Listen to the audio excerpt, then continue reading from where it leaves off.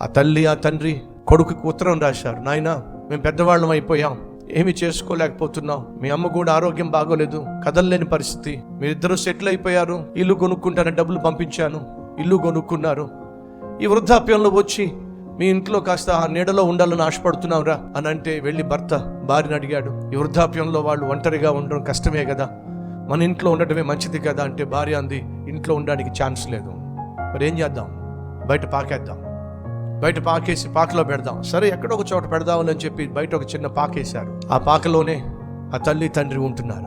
అంతేకాకుండా మహా తల్లి అత్తకు మామకు కుక్క ప్లేట్లు అన్నం పెట్టడం మొదలు పెట్టింది.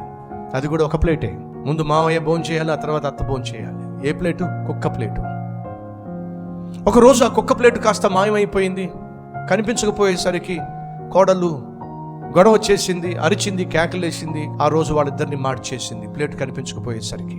భర్త ఇంటికి వచ్చేసరికి చూసారా మీ ఇంట్లో వాళ్ళు మనం కూర్చోబెట్టి వాళ్ళని మేపుతున్నా సరే నామోషిగా ఫీల్ అవుతూ కుక్క ప్లేట్లో పెడుతున్నాం అని చెప్పి ఆ ప్లేట్ కూడా దాచిపెట్టేశారు అని చెప్పి భర్తకు లేనిపోనివన్నీ ఎక్కించి భర్తకు చిరాకు పుట్టిస్తే ఆ భర్త వచ్చి అడిగాడు వాళ్ళ నాన్నను, నాన్న ఏదా కుక్క ప్లేటో? మాకేం తెలుసురా, మాకేం తెలుసు అంటావు ఏమిటి, నీకు తెలియకపోతే ఇంకెవరికి తెలుస్తుంది, కనీసం ఇద్దరికి 2 ప్లేట్లు ఇచ్చినా మీ అమ్మ ఒక ప్లేట్లో నేను ఒక ప్లేట్ తినేవాళ్ళం, మీరేమో కుక్క ప్లేట్ ఇచ్చారు, అది కూడా ఒక ప్లేటే పెట్టారు, నేను తినాలి, ఆ తర్వాత మీ అమ్మ తినాలి, ఇప్పుడు ఆ ప్లేట్ కనిపించట్ల, పొద్దు నుంచి మేము మాడిపోతూ ఉన్నావురా.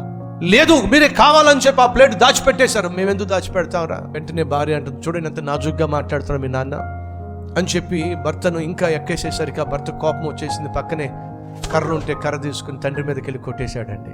అలా తండ్రిని కొడుతూ ఉంటే తల్లి అడ్డుపడుతూ ఉంటే లోపల పరుగున కొడుకు వచ్చాడండి. నానా నానా, తాతయ్యని ఏం చేయి, మాకు తాతయ్యను కొట్టద్దు, ఊరుకోరు, నీకేం తెలుసు, ఈ ముసల పినుగులకు అన్నం పెట్టడం ఎక్కువ, కుక్క ప్లేట్లో అన్నం పెడుతున్నావు అని చెప్పి నామోషి ఫీల్ అయిపోయి ప్లేట్ దాచిపెట్టేశారట. అప్పుడు ఆ కొడుకు అంటున్నాడు, లేదు నాన్న, తాతయ్య కాదు, నాన్నమ్మ కాదు, కుక్క ప్లేట్ దాచిపెట్టింది. మరి ఎవరు? నేనే దాచిపెట్టా. నువ్వెందుకు దాచిపెట్టావురా? పెద్దయిన తర్వాత మీకు పెట్టాల్సింది కుక్క ప్లేట్లోనే కదా. ఏమిట్రా, కానీ పెంచి ఏ లోటు లేకుండా ఇంత ప్రేమగా చూసుకుంటున్నాను, మాకు కుక్క ప్లేట్లో పెడతావురా అని చెప్పి వాళ్ళ అమ్మ వచ్చి వాటిని బిక్కమొహం పెట్టి అడిగితే, నువ్వు ఎలా కన్నావో ఎలా పెంచావో అంతకంటే ప్రేమగా ఆప్యాయంగా అనురాగంగా నానమ్మ తాతయ్య నాన్నను పెంచారు.